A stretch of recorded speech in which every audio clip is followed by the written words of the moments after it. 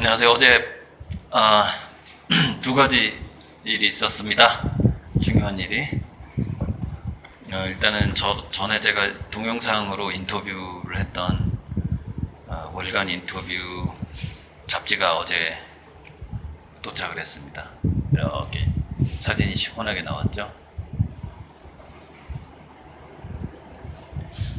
네. 그러니까 이번 달 월간 인터뷰 80페이지하고 81페이지. 이제 여기는 이제 제 그림의 컨셉 위주로 인터뷰를 했죠. 양자물리학, 평행우주론, 알터에고, 멀티버스 이런 내용들이 나오는 거죠. 그래서 이제 이게 다 유료라서 이제 내일쯤 돈을 보내줘야 됩니다. 얼마인지는 뭐 일단 비공개로 하고, 유료 인터뷰를 하는 것도 이제 다 투자죠. 투자하고 나중에는 뭐 이제 인터뷰 하겠다고 와도 제가 이제 거절할 정도가 되겠죠.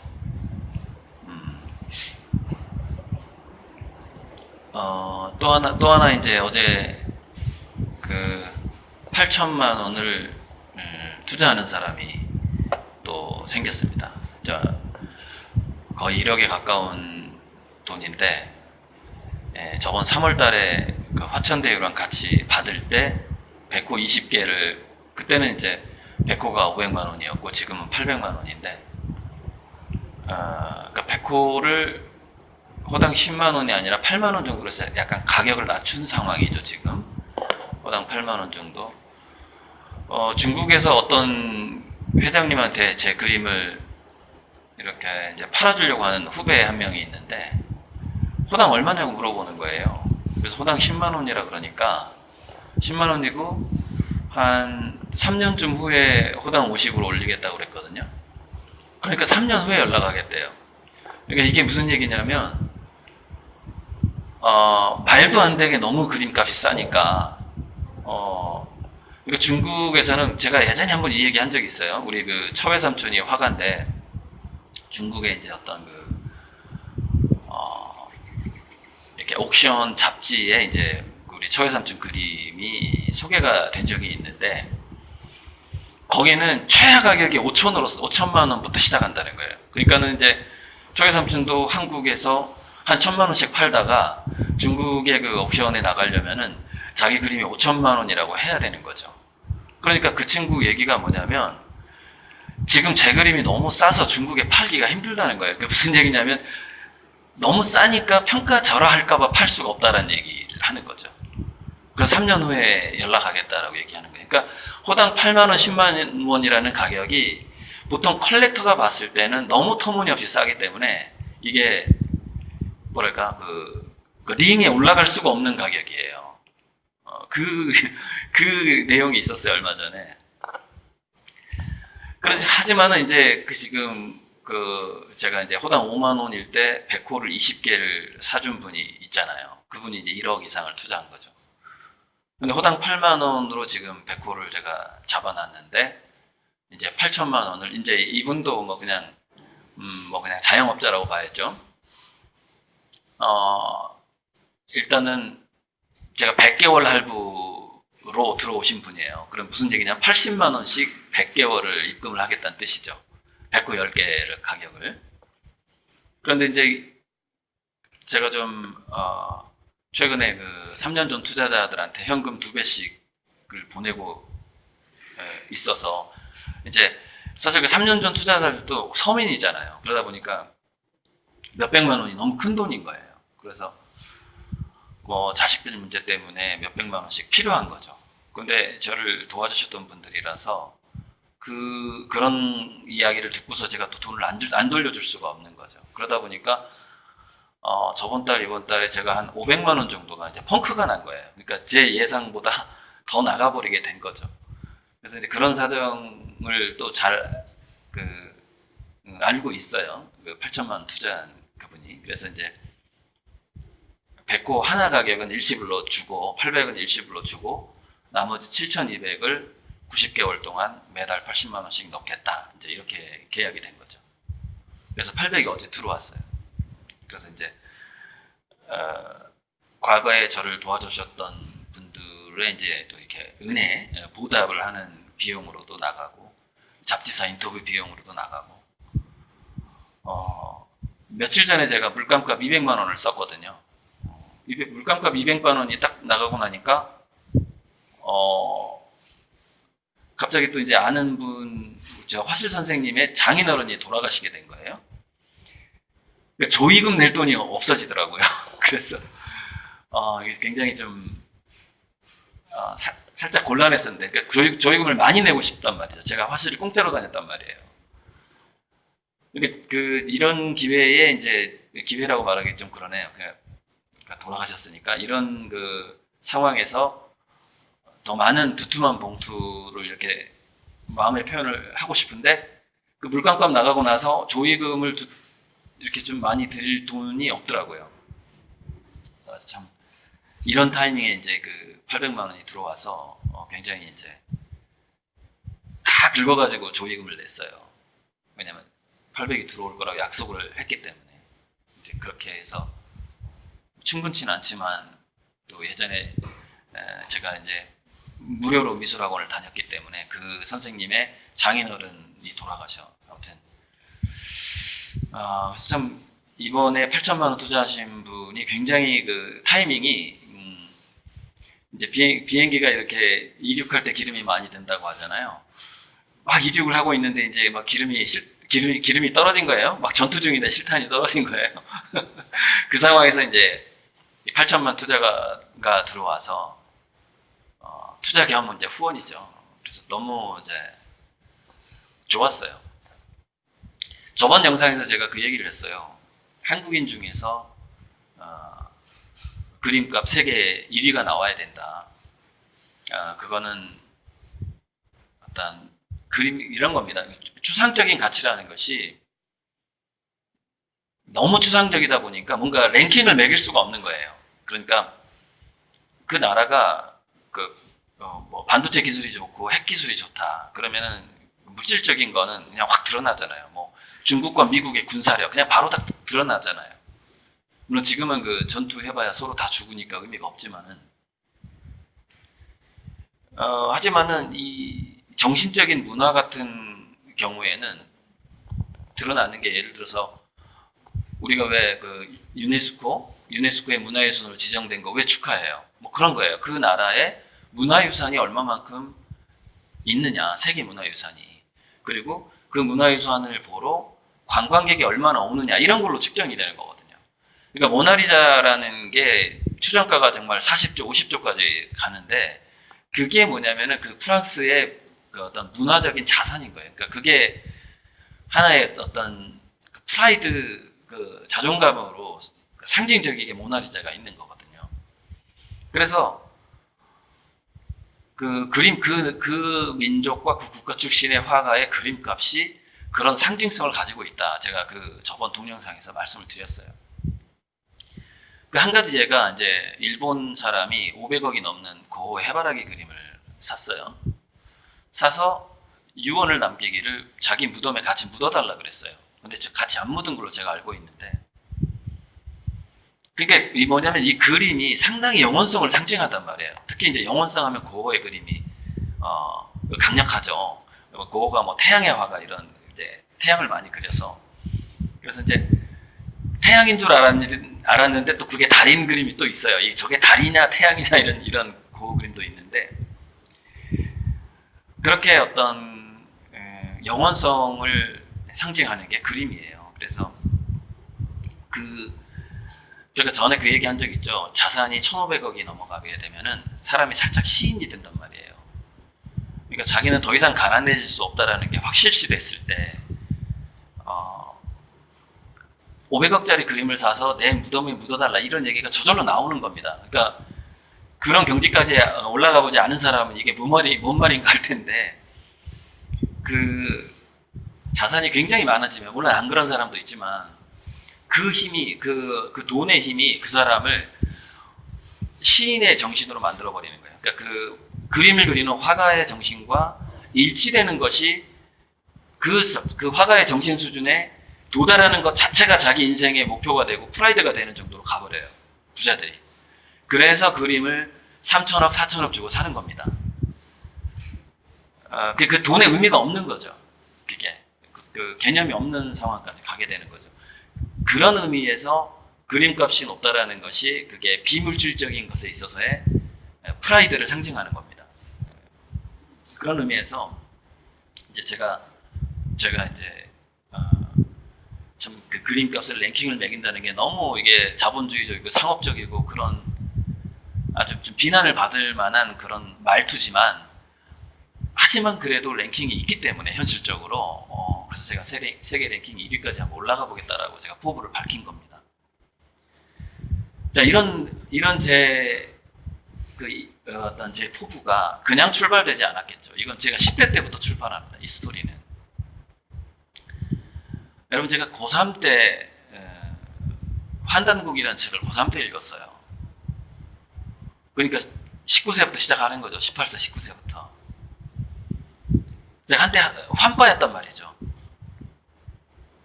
근데 제가 중국에서 이제 그 주역을 형상화한 그림하고 그 태양 그림으로 화천대유를 그려서 중국 슈퍼리치한테 팔 거라고 말씀을 드렸죠. 중국 사람들은 주역이라든가 한자라든가 그다음에 사주 문화를 자기 거라고 생각을 하고 있어요. 근데 오케이, 저는 그걸 역이용할 거예요. 그러나 제 믿음은 실질적으로 이것은 그 중국 민족의 것이 아니라 우리 민족의 것이라는 그런 믿음을 갖고 있어요. 증명하기는 힘들지만 아무튼. 근데 그런데 중국인들은 그 자기들이 정신 문화에 정말 그래서 중화 사상이라고 하는 거거든요. 자기들이 종주국이라고 생각을 해요. 하지만 저는 그렇게 생각 안 하죠. 그래서 중국인들이 그렇게 생각하는 것을 역이용해서 주역이라든가 음양오행 사상을 이렇게 아름답게 그림을 그릴 수 있단 말인가. 그리고 이렇게 강력하게 어떤 강력한 태양의 그림, 영원성을 보여줄 수 있단 말인가. 이런 감동을 주면서 중국 슈퍼리치들한테 제 그림을 팔겠다는 거예요. 자기들은 한국인이 그렸지만 자기들은 중화 사상을 그렸다라고 아마 생각을 하겠죠. 아무튼 해석은 각자 하도록 하고. 그래서 이 중화 사상하고 동양애가 도가 있고 서양은 기술이 있다라는 동도석이라는 그런 사자성어가 있어요. 동도석이. 동양이 도를 맞고 서양이 기술을 맞는다라는. 제가 이 동도석이란 말을 10대 후반, 20대 초반에 많이 들었단 말이에요. 그래서 그 정신문화에 있어서 우리 한국인이 전 세계를 주도해야 된다라는 그런 생각을 10대 후반, 20대 초반부터 강력하게 가지고 있었단 말이죠. 그게 제 꿈이었죠. 피 끓는 청춘의 꿈이었죠. 그런데 동도서기에 대한 예언들이 한국 출신의 예언가들 뿐만이 아니라 외국 출신의 예언가들까지도 한국이 그 문화 선진국이 될 것이라는 것. 그러니까 문화적으로 중화 사상한테 그 화도 문화하고 거의 같은 개념이에요. 한국이 문화 선진국이 될 거라는 예언들이 많단 말이에요. 그리고 그걸 많이 읽었죠. 제가 20대 초반에. 그런데 저는 동도서기, 한국이 정신 문명에 있어서 어떤 이 전 지구의 어떤 최상국, 선생국, 김구 선생이 말했던 문화 선진국이 될 거라는 믿음을 갖고 있었는데, 저는 그것이 20대 초반에는 어떻게 생각했냐면 어떤 신의 기적 같은 게 일어나가지고 조화로운 이런 게 일어나가지고 갑자기 뭔가 하늘이 그거를 만들어 줄 거라는 생각을 했었어요. 제가 10대, 20대 초반에는. 그런데 최근에 이 흐름을 보니까 이제 특히 BTS라든가 그 싸이 드라마 한류 이런 걸 보고 BTS 떼창을 한글로 이게 외국 10대들이 하는 걸 보고서 이게 신의 기적으로 일어나는 게 아니라 자본주의 사회에서 현실 문명에서 실질적인 우리가 이 TV나 뉴스에 나오는 현상으로 드러나는 일이 바로 동도서기이구나. 동도서기에 대한 예언이 현실적으로 나게 되는 것이구나 라는 것이 요즘에 이제 피부로 느껴진단 말이죠. 여러분 BTS가 이미 비틀즈를 능가했다는 얘기도 있습니다. 그리고 이제 한국의 음악평론가가 이제 KBS 라디오에 나와서 제가 인터뷰하는 걸 들어봤는데 자기는 자기가 살아서 이런 일이 있으리라고는 꿈에도 생각을 못했대요. 빌보드 차트에 이렇게 1위에 올라간다라는 거를 저는 그 음악평론가는 다음 세대 그러니까 자기 죽은 다음에 다음 세대에서나 일어날 일이라고 얘기를 하더라고요. KBS에 나와서. 그 정도로 빠른 속도로 지금 우리가 문화 선진국이 돼가고 있단 말이죠. 근데 과학 선진국이 된다는 것은요, 이 인프라가 어마어마한 인프라가 필요합니다. 그래서 오래 걸리는 거예요. 그거는 정말로 다음 세대로 가야 돼요. 정말로. 우리가 과학 선진국이 된다는 거. 그리고 과학 선진국이 된다는 건 이미 끝났을 수도 있어요.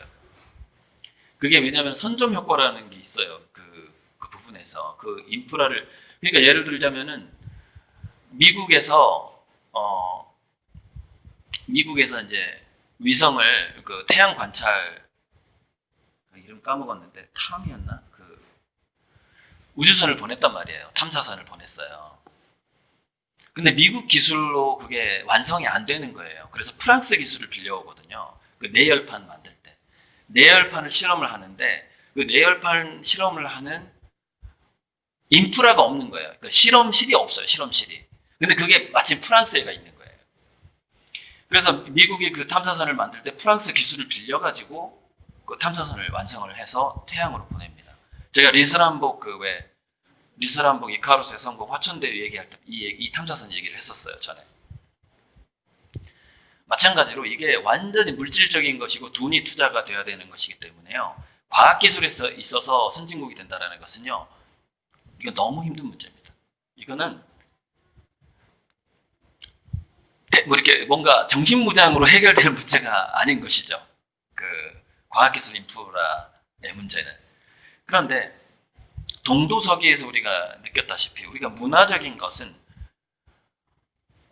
정말 정신 차리고 정신무장하고 우리가 문화 공부를 열심히 하고 우리 아이들을 기를 때 정말 문화적인 풍부한 환경에서 기르고 하면은요 한국인들이 문화 선진국은 될 수 있어요. 이거는 아주 현실 가능한 것이고 BTS가 그 음악평론가가 얘기했던 것처럼 자기 당대에 이런 일이 오리라고는 상상을 못했다 이런 것처럼 우리가 상상하지 못하는 속도로 우리 한국이 문화 선진국이 될 수 있고 그래서 제가 세계 랭킹 1위의 화가가 될 수 있다라는 꿈을 꽤 오랫동안 제가 가지고 있는 겁니다. 지금 그러니까 뭐 10년 넘게 12년 넘게 그런 꿈을 가지고 있었으나 감히 발설을 못했습니다. 제가 발설을 못했어요. 그런데 발설을 이제 그 얘기를 제가 막 선언을 하기 시작하고 있잖아요. 그게 이제 다 이제 유튜브 구독자님들 덕분이고 제 그림을 그렇게 100만 원씩 이렇게 투자하시는 여러분들 덕분이죠. 제가 재료비가 확보가 됐잖아요. 그러니까 자신감이 생기는 거예요. 인프라가 확보가 되니까. 물론 아직 화실 공간은 너무 좁아서 상당히 좀 불편한데 이리저리 옮겨가면서 그림을 그리니까 좀 많이 불편합니다. 옮기는 시간도 장난이 아니거든요. 하루 시간에서 이 공간을 만들기 위해서 옮기는 시간이요 10% 이상을 차지합니다. 굉장한 시간이 드는 거예요. 이게 좁으니까. 아무튼 그래서 이 동도서기의 그 예언들을 현실적으로 자본주의 지구 문명 위에서 아주 현실적으로 일어나는 일이구나 이런 느낌을 이제 갖게 됐고 그래서 제 그림이 분명히 이거는 어떤 역사적인 운명이다. 제가 이제 한글 세계화 운동본부 그 한세본에서도 활동을 8년 이상 했어요. 그래서 그 한때 환빠였기 때문에 그 가림토 한글이 가림토에서 왔다 뭐 이런 것도 가림토의 그 유적지 막 이렇게 돌아다니고 대학교 1학년 때 읽었던 인류 문명의 기원과 한을 쓴 윤내은 박사의 그 강의도 들으러 다니고 그래서 그 인류 문명의 기원과 한의 그 수메르어하고 한글하고 한글의 한자 발음의 유사성이 나온단 말이죠. 그래서 이제 그 당시에 인류 문명의 기원과 한에서는 한자가 우리 민족의 것이다. 발음이 수메르어하고 우리나라가 한자 발음하는 거하고 너무 같다, 비슷하다. 그리고 수메르가 최고의 문명이기 때문에 중국 민족들이 한자를 우리한테 빌려 썼다 이렇게 주장하는 책이죠. 그 인류문명의 기원과 한이. 그래서 이제 그런 믿음이죠. 그래서 키워간 거죠. 10대 때부터. 그래서 그 동도서기의 꿈을 이루겠다는 염원을 아주 오랫동안 그 30년간 제가 키워온 거죠.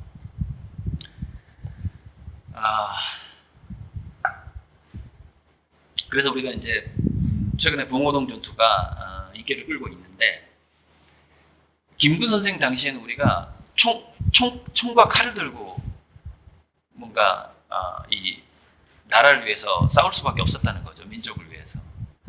근데 지금은 우리가 마이크를 들고 노래를 부르면서 작곡을 하면서 붓을 들고 그림을 그리면서 글을 쓰면서, 여러분 그 한강 아시죠? 한강. 저랑 동갑내기 장흥 고향 친구. 저랑 아직 친구는 안 됐는데 그 같이 고향 출신이다 보니까 그 한강의 아버지 한승원 작가인가요?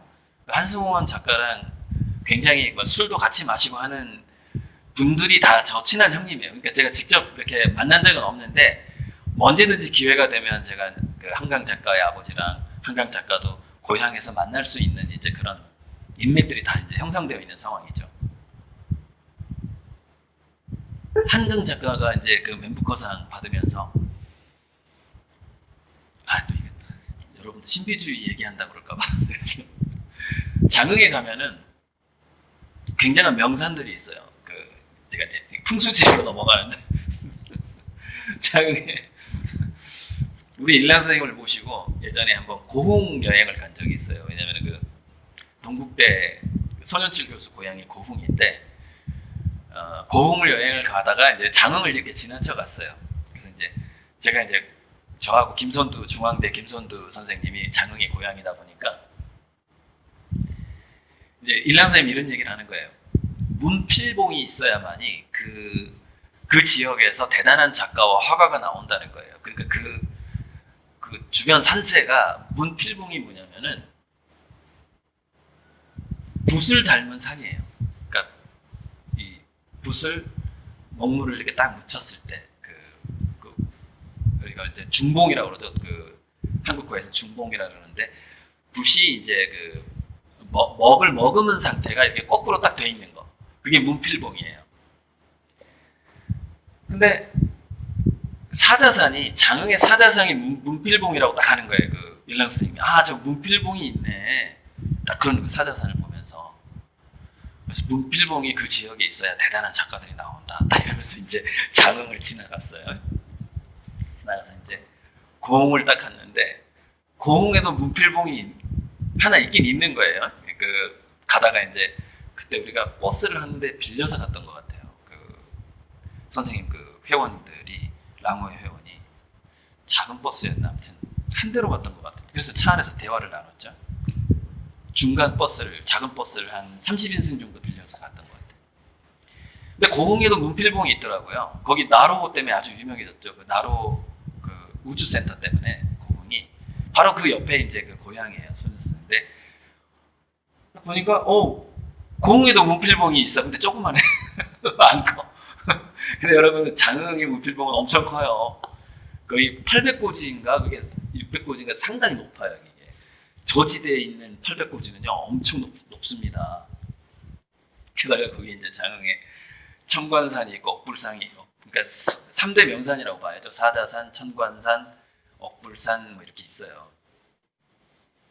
그리고 삼비산도 있고 꽤 높은 산들이 이제 있는데, 그래서 어쨌건 그래서 이 장흥에서 그 작가하고 대단한 작가와 화가가 나올 수밖에 없다는 얘기를 이제 풍수 지리적으로 잠깐 하고 넘어갑니다. 일반 선생님이 해준 얘기라서.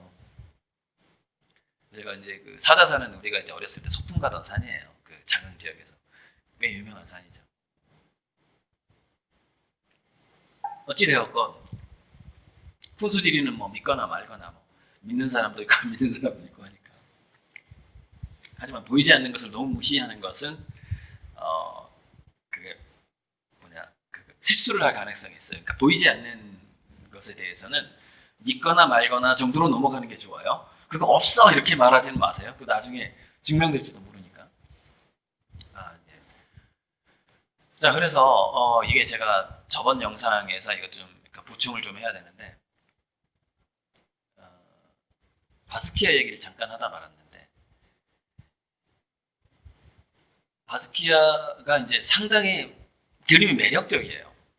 그 이제 20대 그 젊은 그 혈기도 있고 아주 그 흑인만의 특유한 그런 어떤 몸에서 나오는 그런 필력이 있는 거죠. 필력. 그 매력에 이제 굉장히 많은 사람들이 빠져들었었죠.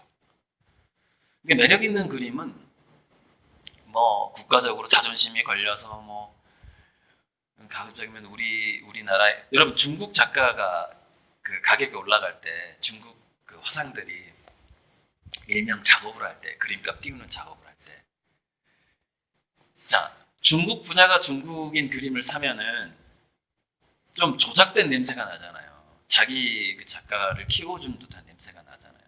그래서 그런 부분들은 주변에 이제 저기 동업자 형님들이나 이렇게 외국 기업의 아는 CEO들을 동원을 합니다. 그래서 3D 쿠션으로 사게 해요. 그러니까 돈은 내가 낼 테니까 중국 부자가 돈은 내가 낼 테니까. 근데 이게 중국 그 CEO가 중국 그림을 사면 좀 뭔가 좀 자기 좀 왠지 팔이 안으로 굽은 것 같고 표면적으로 보기가 안 좋다 이거야.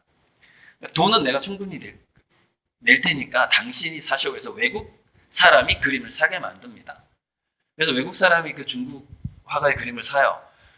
그러면 감사합니다 그러면서 그 산 그림을 내가 더 비싸게 사. 이게 3D 쿠션이지. 그러면 어떻게 돼요? 이 양반은 그 약속을 받는 거지. 당신이 중국 작가 그림을 사주면 내가 당신 그림을 2배 또 사주겠다 이거예요. 그러니까 중국 작가 그림을 이 사람이 200억에 샀어. 그럼 내가 한 300억 주고 이 사람 그림을 사. 그러면 그 중국 그림을 사. 그럼 어떻게 되죠? 경매장에서는 외국인 CEO가 산 게 되죠. 근데 밖에 나와서는 어떻게 돼요? 중국인 부자가 그 외국인 CEO한테 100억을 웃돈을 주어서 또 사는 것이죠. 이게요, 그림 그 작가를 띄우는 데 있어서 이 3D 쿠션은 뭐 그냥 한 10가지 기법 중에 하나예요. 굉장히 여러 가지 기법들이 있는 거죠. 그 그림값을 띄우는 데 있어서. 부동산 가격 띄우는 것은 이건 아무것도 아니에요. 그 아주 다양한 기법들이 있는 거죠. 3D 쿠션. 근데 보세요. 그 한국 작가, 제가 한국 작가죠. 근데 이제 시나리오. 근데 중국인들이 자기 주역과 사주라든가 이런 것들을 자기 것으로 알고 있어, 현재. 착각이죠, 착각. 제가 봤을 때는.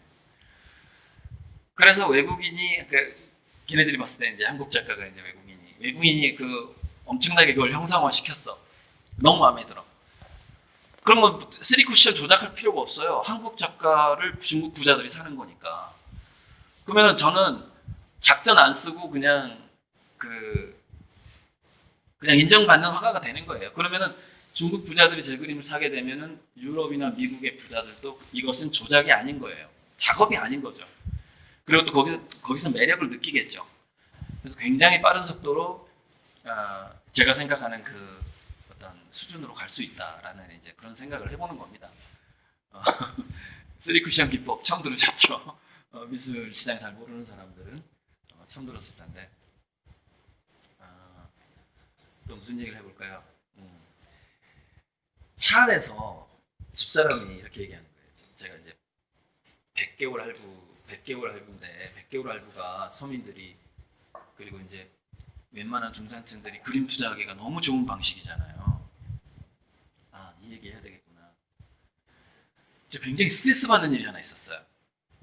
정말 눈물이 날 정도로, 열받아서 눈물이 날 정도로 스트레스를 받더라고요, 제가.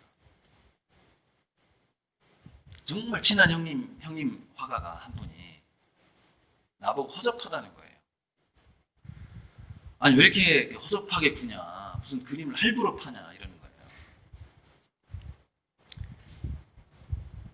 그래서 저는 제가 33개월, 30개월 할부하고 100개월 할부를 했기 때문에 그림을 한 번도 못 사본 분이 할부기 때문에 최초로 내 그림을 구입하게 된 사람들이 많다. 이거는 문화예술 저변 확대다. 제가 이제 대답을 한 거죠. 뭐 문자로. 문자로 저한테 허접한 놈이라는 뭐 이런 식으로 굉장히 그 비하하는 그 말투로 카톡이 왔어요. 근데 이제 선배한테 제가 대들 수는 없는 거고 이거는 문화 저변 확대고 이제 마무리 문자를 이렇게 보냈습니다. 내 허접한 그림을 처음 사보는 이분들이 어쨌건 그림 진품을 처음 사게 됐잖아요. 인사동 나가보세요. 제일 싼 게 정말 800만 원, 1000만 원이고 웬만한 거 억대 그림도 많이 걸려 있습니다. 인사동에 가면. 그걸 일시불로 어떻게 삽니까? 직장인들이. 1000만 원 모으기 얼마나 힘들어요. 그래서 100개월 할부로 해서 이렇게 정말 1000만 원짜리 그림을, 몇백짜리 그림을 하나라도 이렇게 가질 수 있게, 이건 대단한 문화 저변 확대고 혁명적인 일이다. 칭찬을 받아야 되는데 허접하다고 하니까 이제 제가 대답을 이렇게 이제 얘기했죠. 문자로. 문자 보면 직접 읽어줄까요? 카톡 내요. 아, 나 정말 열받아가지고 눈물이 핑 돌더라고요. 너무 열받아가지고. 아, 진짜.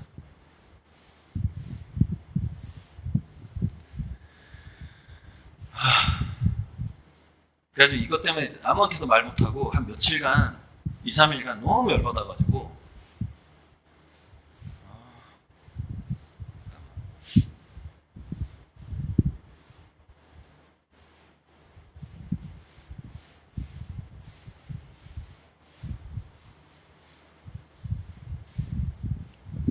어차피 카톡은 어차피 지우지 못하는 거니까 분명히 있을 건데 어디 갔노?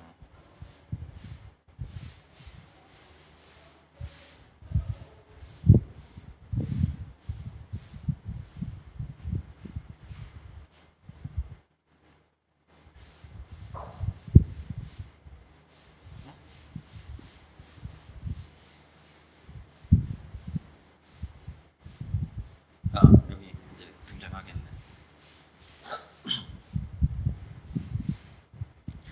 왜 이리 자, 그분의 멘트입니다. 정말 나한테 왔던 멘트예요. 왜 이리 허접스러워하냐? 아무리 그래도 100개월 할부가 뭐냐 자스가. 쓸데없는 개인사 올리지 말아라. 너 긍정적으로 생각하지 않는 사람들도 많다. 그러니까 이제 할부로 판매하는 거에 대해서 나쁘게 보는 사람들 많다, 이제 얘기를 하는 거예요. 근데 이제 내 친구가 단톡방이에요, 이게 단톡방. 내 동갑내기 친구가 이렇게 변론을 해주는 거예요, 저를. 열받아가지고.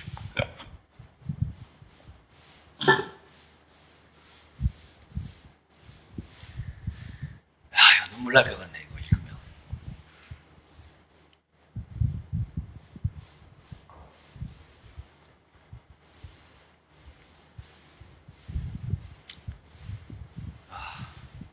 그냥 찍어야 될 것 같아. 눈물이 날 것 같아서. 자.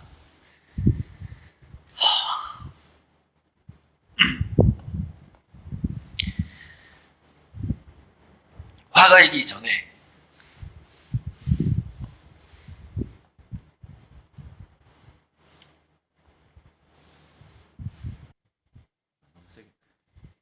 대신 좀 읽어주자. 내가 읽기가 너무 힘들어가지고 이 가운데 거. 네. 화가 이기 전에 그 대조라는 놈이 한 거. 보여요? 마이크 살짝 대고 이만큼만 대고. 요것만. 네, 가운데. 그거만 네, 지금 녹화 중이에요. 내가 읽기가 너무 힘든 거야 지금. 마이크 좀 살짝 더 대. 네, 그 정도. 네. 화가 이기 전에 네. 누구의 아버지요? 누구의 남편이었으며 가난을 벗어나기 위해 노력한 영훈이에게 응원합니다. 저는 저 할부라는 단어가 아프고 애려옵니다. 형님들 응원해 주시기를 렴.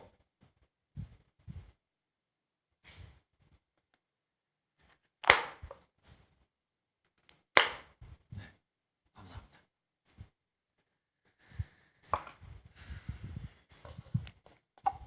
그러니까 이게 할부라는 게 슬픈 일이고 가슴 아픈 어떤 하나의 제 돌파구인데,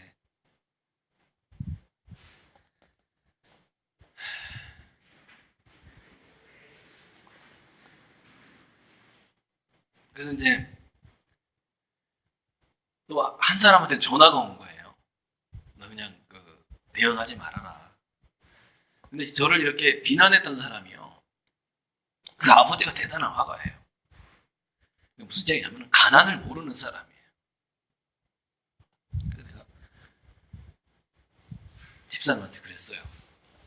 이렇게 가난을 모르고 큰 사람은 이게 개념 파악을 못한다. 그래서 이제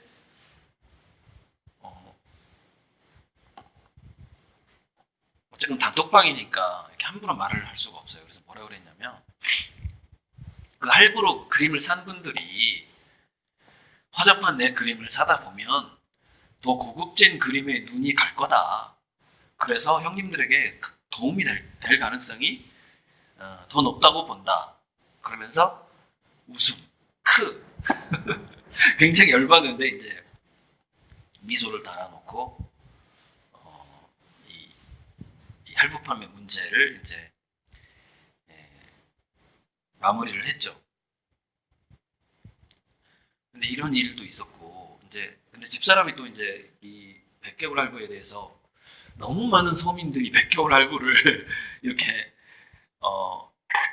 100개월 후면은 보통 미술품 가격이라는 게 유행을 타면은 1년 만에 50배가 되어버리거든요. 100개월이면 8년이에요. 8년이면은요 100배가 될 가능성은 상당히 많습니다. 기본 10배는 그냥 기본이고, 그러면은 이게 정말 10배, 원금의 10배를 주는 적금이나 비슷한 건데, 너무 수많은 사람들이 100개월 할부로 막 몇만 원씩 보내면 정말 목돈은 안 되면서 오빠가 그려줘야 될 그림은 너무 많아지는 거 아니냐 이러는 거예요. 그런 생각 하시는 분이 있을 수 있을 거예요. 제가 뭐라고 답했는 줄 알아요? 제가 100개월 할부한다고 신문 광고하는 것도 아니고요, TV에 나와서 얘기하는 것도 아니고요, 잡지에다가 얘기하는 것도 아니에요. 그런 얘기 잡지에서 어떻게 합니까? 오직 제 유튜브를 보는 사람만 이 정보를 알게 되는 거예요. 그럼 보세요. 유튜브를 보는 제가 구독자가 전체가 내 그림을 산다고 해도 5천 개예요. 유튜브 구독자 전체가 100개월 할부를 한다고 해도 5천 개죠. 제가 5천 개 8년 동안 못 그릴 것 같습니까? 근데 보세요. 5천 명 중에서 500명만 주로 제 영상을 보잖아요. 10분의 1만. 근데 그 10분의 1에서 또 10분의 1만 저한테 100개월 할부를 할 거란 말이죠. 그럼 50개밖에 안 되잖아요. 100개월 할부를 하는 사람이 아무리 많아도 100명밖에 안 될 거란 얘기죠. 그것을 못 그려줄 리가 없다는 거죠. 제가 지금 이 화실 시스템을 만들어서 하루에 하나씩 그림을 완성할 생각인데, 지금은 뭐 하나에 한 일주일씩 걸리지만 향후에는 하루에 하나씩 완성하는 방식으로 그 물량이 나와야만이 이게 세계 유통이 되면서 하나의 인구에 회자된다라고 그러죠. 그러니까 그 작가가, 그러니까 예전에 이제 그 세계적인 작가가 되는 조건 해가지고 이제 선배 화가들한테 들은 것 중에 하나가 뭐냐면, 자기 작품 1만 개가 세계에 풀려야 된대요. 그래서 10,000명이, 전 세계에서 1만 명이, 야, 너 이 작가 알아? 그러니까 집에 걸려 있을 거 아닙니까? 제 그림이 걸려 있으면은, 너 이 작가 알아? 한국에 누구 건데 이게 회자되는 게 한 10,000곳에서 이게 회자가 돼야 된다는 얘기죠. 그 진품이. 그 정도 되면 전 세계적인 브랜드가 되기 시작한다는 것이죠. 여러분, 그림 10,000개 그리기가 쉽습니까 지금? 바쁘다고요. 많이 그려야 돼요. 지금 해외에 많이 팔아야 된다고요. 지금 제가 상황이, 이게 이제 세계적인 작가가 되는 조건 중에서 피카소가 그렇게 빨리 성공할 수 있었던 이유는 컨셉도 좋았지만 피카소가 다작가예요. 하루에 3개씩 완성했다고요. 평균 하루에 3개씩 그림을 만들어냈다고요. 피카소가. 그게 상당한 역할을 했어요. 많이 퍼졌으니까 그림이. 그래서 뭐 예전에 이 얘기 한 적이 있는데 그림이 희소성이 있어야 된다고 그러는데 그거는 그 뭐랄까 작은 그 우물 같은 시장에서의 얘기고요. 전 세계 시장에서는 그 작가가 매일 하나씩 그려도 희소성이에요. 왜? 인구가 70억이기 때문에. 그 작가의 그림을 원하는 인구가 몇 억이 돼버리기 때문에, 몇 억 명이 돼버릴 수가 있기 때문에 매일 하나씩 그려도 몇만 개 안 나오거든요. 피카소 하루에 3개씩 그려야지 겨우 5만 개가 나와요. 하루에 하나씩 그리면은 2만 개가 안 나온다는 뜻이에요. 그림 자체가 평생 50년 동안 그려도. 아무튼 어쨌건 100개월 할부 아무리 많은 사람이 제 유튜브를 보고 신청을 해도 얼마든지 그림을 전달할 만한 아주 소수의 분량이기 때문에 그런 거는 너무 이제 신경 쓰시지 말라는 얘기죠. 제가 동도서기 얘기하다가 한 가지 빼먹은 게 있는데 그 길도자잖아요. 동도서기 할 때 도는 길도자인데 원래 이제 제가 어원학을 공부하다 보니까 한자라는 게 같은 음을 가지고 있으면은 거의 또 유사한 뜻을 갖게 됩니다. 그래서 동도서기 했을 때 그 도는 그림도일 수도 있다라는 생각까지 제가 해봅니다. 결국에는 동양의 작가들이 지금 중국 작가들이 세계 랭킹 100위권에서 50명이나 들어가 있단 말이죠. 얼마나 뛰었다는 얘기입니까? 100위권 안에 50%가 중국 작가예요. 지금 얼마나 뛰었겠어요. 근데 아쉽게도 그 100위권 안에 지금 한국 작가가 한 명 있을까 말까인데 저는 우리 한국 작가들은 자생력이 있다고 봅니다. 자기 힘으로 클 수 있다고 봅니다. 자기 힘으로. 물론 저는 여러분들의 도움이 필요합니다. 제 힘만으로는 좀 부족하고요. 여러분들이 미리 이렇게 투자를 어제 8천만 원을 약속한 100개월 할부입니다. 100개월 할부. 100개월 할부로 제 100호 작품을 10개를 사신 건데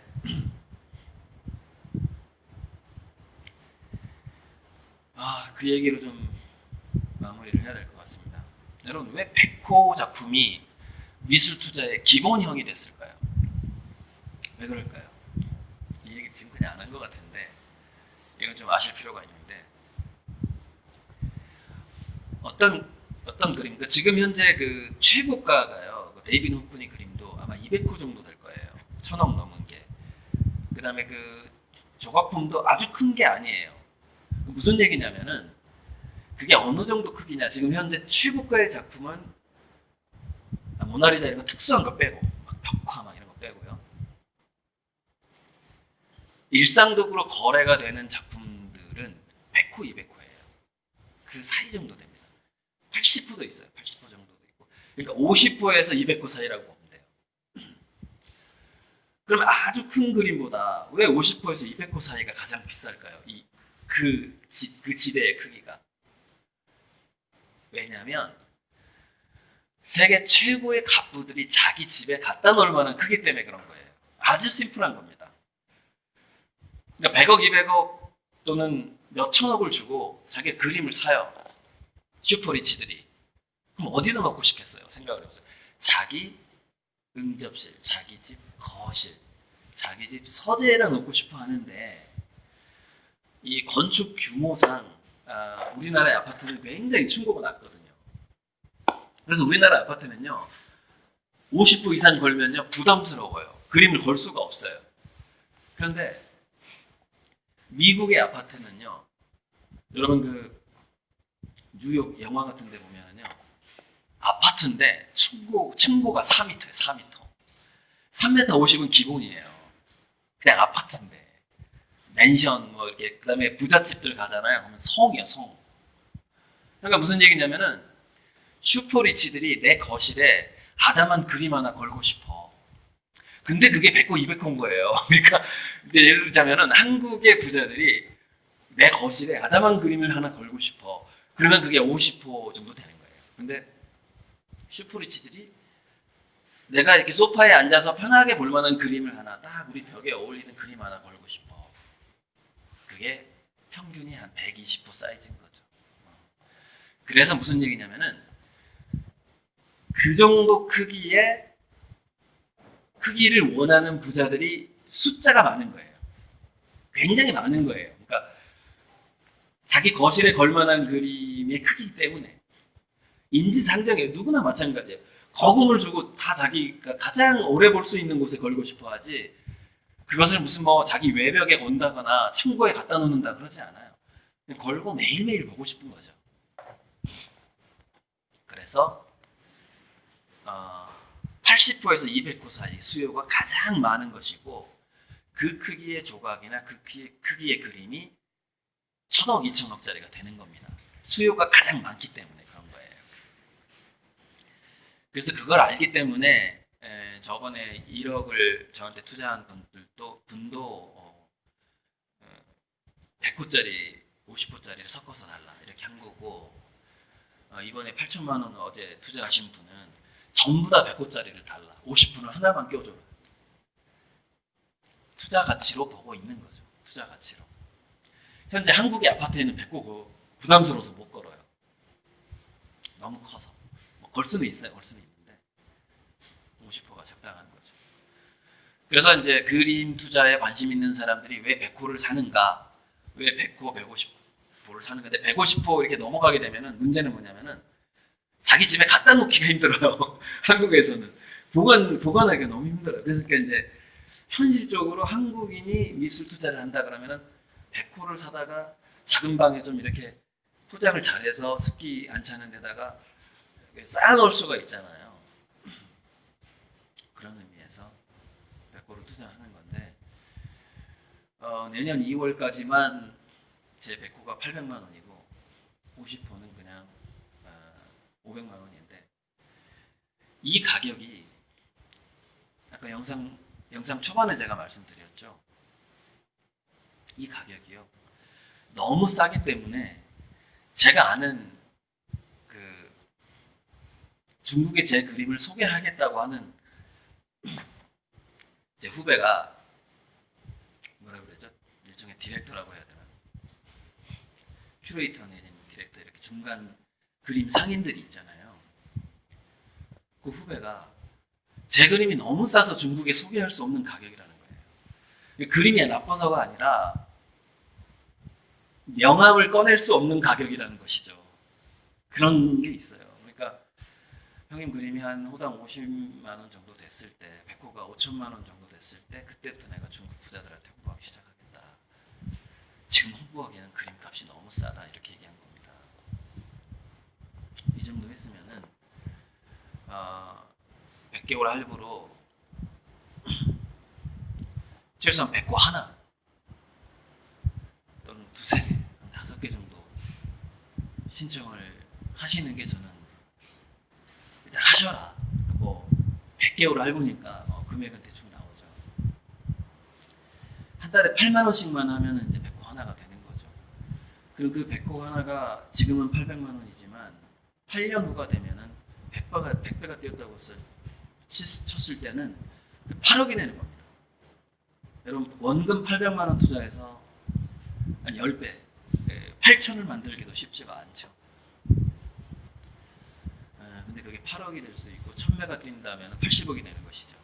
그래서 저는 1000배 가능성이 있다고도 저는 생각을 합니다. 제 개인적인 믿음은 있습니다. 근데 그것을 이 영상에서 이렇게 자신 있게 말하기에는 이게 무슨 부작용이 생길까봐 제가 10배에서 100배만 얘기를 하는 겁니다. 1000배 가능성도 있다는 거죠. 즉 800만 원이 1000배면 얼마지? 80억인가 1000배가? 100배가 8억이고 그죠? 1000배면 80억이죠. 800만 원 투자해서 80억이 될 수도 있다는 것이죠. 제가 두 사람 얘기를 좀 마무리로 페이스북 초창기 두 사람 얘기를 할게요. 제가 책에다도 쓴 내용인데 페이스북 초창기에 창업자가 5명이었어요. 다 그 마크 주커버그의 친구들로 이루어져 있었어요. 그 중에 2명은 뭐 디자이너였고 뭐였고. 그런데 주커버그가 페이스북 그 1단계쯤 됐을 때, 그러니까 이렇게 세상에 알려지기 전에 하버드대의 그 홈페이지를 해킹을 해서 그 페이스북 초기 버전을 만들거든요. 그래서 심각하게 회의가 벌어집니다. 하버드대에서 해킹을 했기 때문에 이게 퇴학 사유가 되는 거예요. 그래서 퇴학시키기에는 좀 너무 젊은 인생에 우리가 그 회의에서 너무 데미지를 주는 게 아니냐. 그래서 정학 처리를 받죠. 근데 그 최초의 5명 주주 중에 그린인가 그 이름이 있어요. 제가 책에 있는데 이제 까먹었죠. 이 아버지가 하버드대 교수였어요. 그래서 이 저커버그가 너무 위험하게 보이는 거야. 그 교수의 그 관점으로 봤을 때. 그래서 자기 아들한테 저커버그랑 절교를 하라고 합니다. 근데 그냥 절교 안 하겠죠. 친구인데. 그래서 아버지가 어떻게 얘기하냐. 너가 만약에 절교를 하지 않으면 내가 더 이상 너에게 학비를 지원하지 않을 뿐만 아니라 나의 유산을 너한테 물려주지 않겠다 이렇게 얘기합니다. 앞으로 막 저커버그는 절대 접근 금지 명령을 내린 거죠. 너 하버드대 학비 안 줘. 이렇게 심하게 얘기를 한 겁니다. 그래서 걔가 페이스북 초창기에 정말 5명 중에 1명이었는데 얘가 탈락을 해요. 자, 지금 페이스북 현재 시총이 얼마인지 한번 생각해 보세요. 그리고 그 5분의 1이라고 한번 생각해 봐요. 친구니까 10%라고 지금 시총이 얼마지? 잠깐만요. 검색을 좀. 자, 방금 검색해 봤는데 평균 500조가 나와요. 페이스북 시총이. 자, 그러면은 그 친구가 5명 중에 1명이었기 때문에 그 당시에는 이제 우리가 친구들이 의리가 있잖아요. 의리. 야, 5분의 1 줄게. 막 그랬을 겁니다. 그럼 5분의 1이 10분의 1이라고 칩시다 그냥. 얘가요 50조가 날아간 거예요. 얘가 10%의 주식을 확보할 수 있었다고요. 지금 아버지가 협박만 안 했으면 너 학비 안 주고 저기 유산 안 물려줄 거야. 그렇게 불량한 애랑 어울리지 마. 이렇게만 안 했어도 얘는 50조가 생기는 거죠. 근데 그 초창기에 얘가 탈락합니다. 그 아버지가 그렇게 협박해가지고. 근데 그 다음 버전이 한 20명 정도 규모였을 때 그 1차, 2차 런칭 됐을 때였던 것 같아요. 그 부분은 제가 정확히는 모르는데 저커버그를 도와줬던 디자이너 중에 한 명이 그게 무슨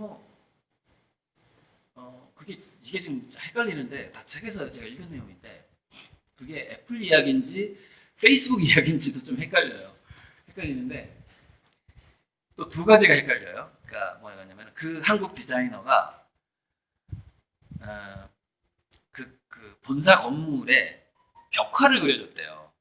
그림을 그려줬다는 거예요. 근데 그림값을 이제 지불하기가 힘드니까 주식으로 줘라 이랬다는 거예요. 주식으로 줘라. 그런 버전도 있고 또 하나는 그 홈페이지 디자인을 할 때 그 디자인을 도와줬다라는 버전도 있어요. 근데 아마 이게 2사람 얘기가 제가 머릿속에 섞인 것 같아요. 2그룹의 2사람 얘기인 것 같아요. 근데 이게 제가 막 머릿속에 하나로 섞였는데 어찌됐건 그 2 인물이 그 주식으로 달라고 한 거예요. 수고비를 안 받고. 그래서 그게 이제 그 뭐 한 2%나 줬으려나. 그러니까 왜냐면 아주 소수일 때 초창기니까 주식이 뭐 2% 내지는 1~2% 내지는 뭐 0.2%일 수도 있어요. 근데 그게 그 주식이 몇백억 또는 몇 조가 됐다는 얘기가 있어요. 이건 이제 정확히 조사를 해봐야 되는데 그게 아무튼 어마어마하게 그 이제 나중에 그 주가가 올라가면서 그냥 벽화 좀 그려주고 홈페이지 디자인 좀 해줬는데 몇백억에서 몇 조의 주식 가치가 돼버린 거죠. 뭐 초창기였기 때문에. 제가 이 얘기를 왜 지금 말씀을 하시냐면 여러분 세계 랭킹의 어떤 세계 랭킹 1위의 작가를 꿈꾸는 스타트업이라고 저를 한번 생각을 해보세요. 제가 자 그러면은 세계 랭킹 1, 2위 작가 생존 작가가 1년 수익이 어느 정도 될 거라고 보세요. 그게 몇 조입니다. 몇 조. 여러분 1년에 근데 그림값은 다 거의 다 순수익이라고 그랬죠. 1년에 몇 조의 순수익을 거둘 가능성이 있는 스타트업이라고 저를 한번 생각해 보세요. 진짜 1인 대기업이 되는 거예요. 무슨 얘기냐면 제가 그냥 삼성전자랑 동급되는 거예요. 삼성전자. 이런 얘기를 제가 공공연하게 술자리에서는 자주 했습니다. 지금 유튜브에서는 정말 내가 아마 처음 하는 것일 수 있겠어요. 1인 대기업으로 저 한 명이 삼성전자를 어떤 순수익을 맞먹어버린다는 얘기죠. 나중에. 자 그러면은 지금 제 그림이 몇백에 살 수 있잖아요. 주식이라고 한번 생각을 해보세요. 이게 왜 주식인 줄 아세요? 제가 평생 그려봐야 2만 개를 그리기가 힘들어요. 무슨 얘기냐면은 2만 개 중에 하나를 갖게 되는 거예요. 그럼 얼마나 이게 자 주식은 우리가 그 기업의 주식 같은 경우에는요 얼마든지 막 그걸 뭐라 그러지? 주식 증자라고 그러나요? 지들 맘대로잖아요. 기업들 지들 맘대로잖아요. 주식 막 찍어내버리잖아요. 달러 막 찍어내버리잖아요. 그림 막 찍어낼 수가 없어요. 피카소가 미친 듯이 그렸어도 5만 개예요. 제가 미친 듯이 그려도요 2만 개예요. 제가 봤을 때는. 제 피카소는 막 허접한 그림 너무 많아요. 근데 저는 성격상 허접하게 완성을 못해요. 시간이 오래 걸리는 그림이에요. 지금 몇백으로 2만 개 중에 하나를 소유할 수 있다는 거예요. 이게 계산을 한번 해보세요. 계산을